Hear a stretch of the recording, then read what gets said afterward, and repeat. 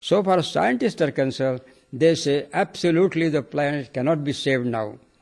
Several years ago, two countries, that is Russia and United States, they have space technology. So they said they know better how the planet is being destroyed.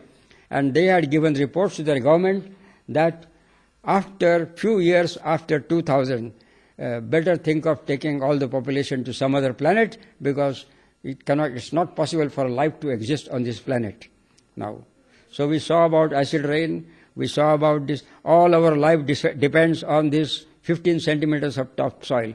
All these problems are solved by Homa therapy, organic farming, which is easy to practice, and it gives very quick results now. So whether it is ozone thing, whether it is the spoilage of all this water, subsoil water,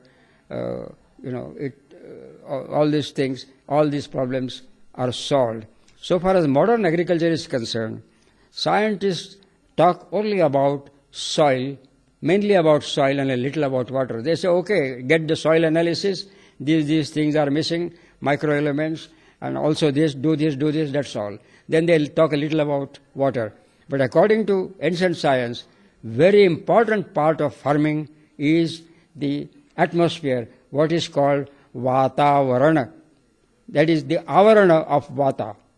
If that Vatavarana changes, then immediately everything changes. So yajna is a method to inject that Vatavaran and put nutrition into that Vatavaran so that people are able to lead a very happy life. So this is in short, a simple process of Agnihotra. If you practice it correctly with the proper materials, you will come to know in 15 days the effect. Of course, if you have potted plants in your house, you put only to some little of this, what is called vibhuti or bhasma, to these plants, and you will see how they thrive. But anyway, plants are very simple organisms. Human mind is much more complicated than plants. But here you will be able to notice the effect on yourself.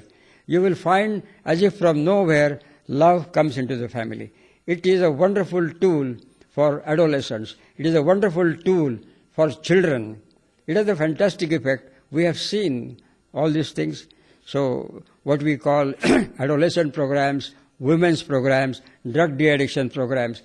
No drug de-addiction program, alcohol and drug de-addiction program really succeeds, because easily people revert back to it.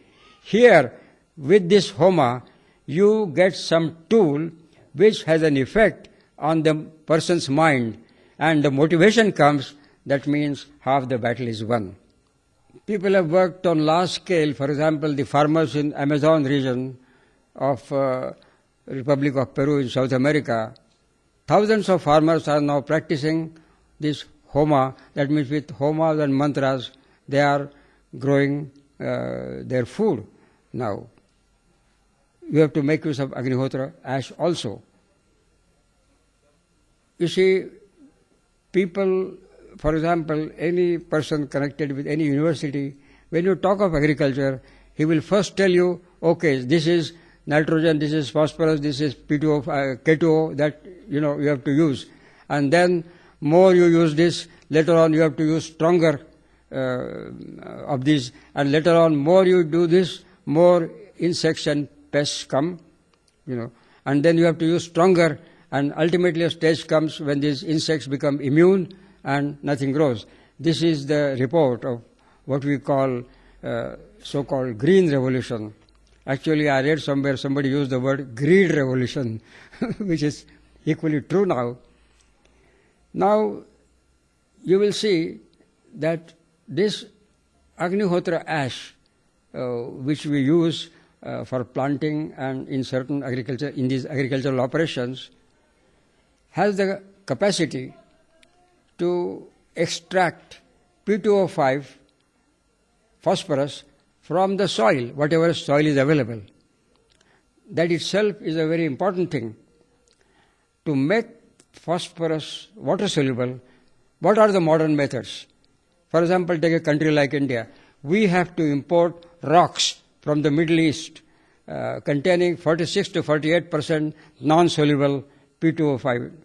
Then we have to import sulfur by paying foreign currency, and we have to turn that sulfur into sulfuric acid, which is extremely polluting for air, water, soil and everything, and treat this sulfuric acid treatment to this rock, and then you get 16 to 18% of soluble phosphorus, what is called superphosphate, for example. You can avoid all this. And below 45, 46%, it is not commercial, what they call this rock phosphate. But here, even if it is much less than that, the ash has the capacity to extract and make things water soluble. This we have seen. Government of Peru, especially what is called the Office of the President of Peru, they have taken trials on all crops grown in that area and on large scale. At one time, 3,000 acres, one group 100 acres, like that, 30 groups simultaneously. So all types of documentation is ready now. If you are interested, you can see that documentation. So this is something about agriculture. Now, it is something very sad to know that in that Amazon area, where we have been living for the last 5 years, for example, the cows are dying. Cows are sick. And sometimes it is difficult even to use the dung now. So, actually, I asked one university there, a normal university, to work on these cows, We had some credentials because they have seen how Homa works with this farming system. So there, one university, the dean himself of their department, he worked for more than, I think, 18 months observing the effect of Agnihotra on cows. There were 2 farms, Homa farms, next to the university. So he saw this effect as compared to, and the preliminary observations themselves are so wonderful. For example, of course it requires a lot of work and a lot of research, and they don't have funds to do that. He was doing it personally, out of the way. First thing is, now this veterinary people, they tell us that most of these cow diseases come because always some placenta remains inside when cow gives birth to an offspring. And that is the main reason now. This has come in very recently, within that last year or so. This is the reason. And this, we have found there that if the cows are bred in homotherapy atmosphere, with this Agnihotra, of course, which is the basic thing, then absolutely there is 0 placenta that remains, and everything is so natural, and the mortality becomes less. And he has given some of those points also. So it is very interesting to know that. We have seen cows, even if you give them simple feeding or so, they are able to give milk. Then the milk content and the butter content also rises, and the quantity of milk also increases with this Agnihotra and Agnihotra ash. This is about the cows. We found only one place in the Amazons. I was looking, people in India call cows sacred, no? So whether there are any other people in the world who do the same thing. Only at one place we met there, they were all natives of those, That is before the Europeans came, and they still exist there. They said, if any animal comes on our farm, we will beat the animal with a stick. But if a cow comes, we will not.